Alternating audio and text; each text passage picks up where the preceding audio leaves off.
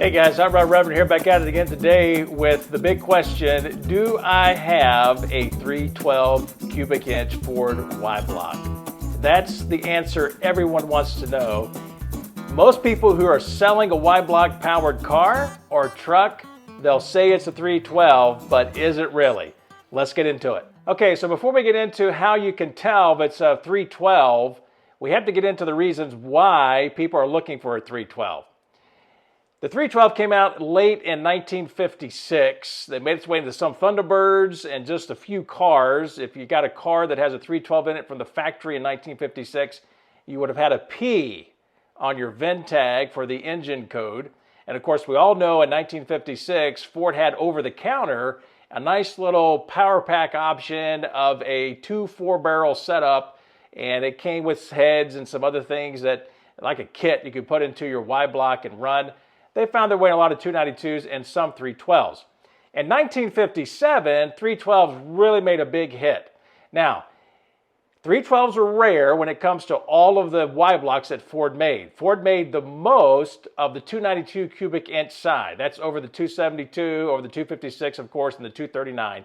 Ford made millions of 292s. When you go down to South America, in Argentina, Brazil, and those countries, there's a whole lot more, and most of those down there were 292s. When we're talking 312, here's the big deal, is you get a big performance gain because there's an increased stroke and an increased size of the bore.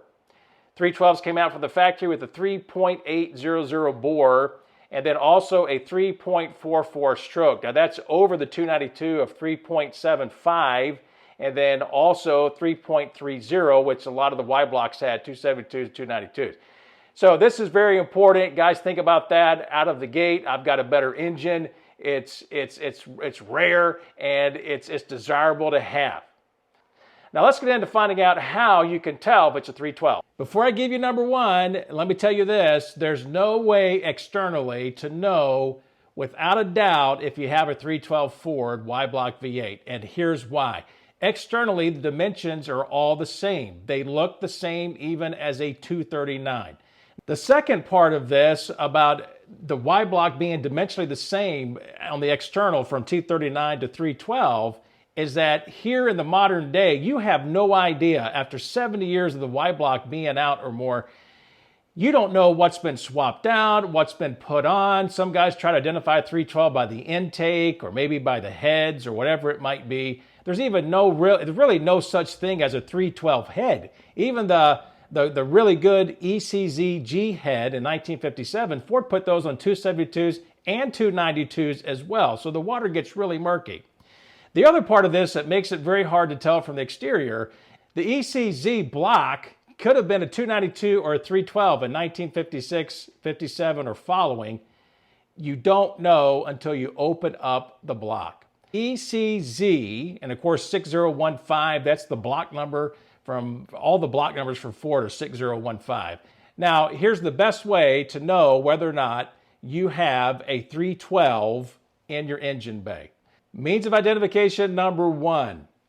If your car or truck has a standard transmission, you're going to be able to look at the crankshaft flange. John Mummert has an excellent technical page on his website. And as you scroll down, you can see that there's different flanges for the Y Block. The 312, not all, but most of them had that aspirin size or that pill size dot on the crankshaft flange opposite the crescent there, as you can see here on the screen. So if the engine's out of the car, it's kind of simplistic. You can look for the dot on the crankshaft flange. If the engine is still in the car or truck and it's a standard transmission, then you're going to have an easier time. Just drop the bell housing cover on the bottom and rotate the crankshaft until you see 100 full 360, and then see whether or not you've got that pill-sized dot there. That's number one. Identification number two would be this. Drop the oil pan and see if you have ECZ caps. The main caps on the 312 were ECZ caps. In addition to this, a majority of the 312s would have had from the factory the ECZ rods as well. Now, let's be honest, if you can't see the caps, it's probably something where you can't see the rods, and it's easier to see the caps before you see the rods anyway underneath the car. So we're talking about the caps here being ECZ. Now, there are going to be at times where the block is a 312 block and the caps are not stamped ECZ, and very rarely it may show up that your crankshaft flange does not have the aspirin-sized dot. I have no way of knowing, I don't think anybody knows, how many of those crankshafts made it out of the factory. But at any rate, the next way that you can discover this is by looking at the crankshaft throws. A lot of the 312 cranks, on one of the crankshaft throws at least, will be the letters ECZ. If you could find those letters on the crankshaft throw, then you know you've got a 312 crank, and therefore you're looking at a 312 Ford Y block at the very least.